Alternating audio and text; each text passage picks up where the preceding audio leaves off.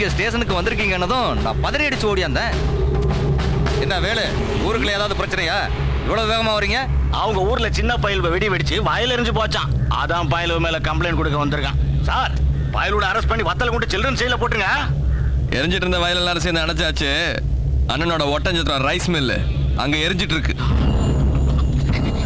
அது தெரியாம இங்க உட்காந்து பேசிட்டு இருக்காரு. அத சொல்லிட்டு போல தாங்க வந்தேன். என்ன சொல்ற? காக்கா உட்காந்து வயர் ஷார்ட் ஆகி மெயின் போர்டு வெடிச்சு ரைஸ் மில் எரிஞ்சிட்டு இருக்கு.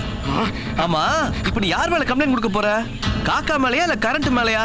கரண்ட் மேல கம்ப்ளைண்ட் கொடுத்தீங்கன்னா அதை அரெஸ்டும் பண்ண முடியாது, கருமம் கையிலையும் பிடிக்க முடியாது. ஒன்னு செய்ய, நீ காக்கா மேல கம்ப்ளைண்ட் கொடு. பிடிச்ச 6 மாசம் உள்ள போடணும். சார், கேஸ் நல்லா ஸ்ட்ராங்கா போடுங்க சார், இல்லைன்னா ஜாமீன்ல பறந்துற போகுது. காக்கா எப்படி இருந்து இன்ஸ்பெக்டர் கேட்டார்னா கருப்பா இருந்ததுன்னு அடையாளம் சொல்லு. நல்லா பிடிப்பார் காக்கா.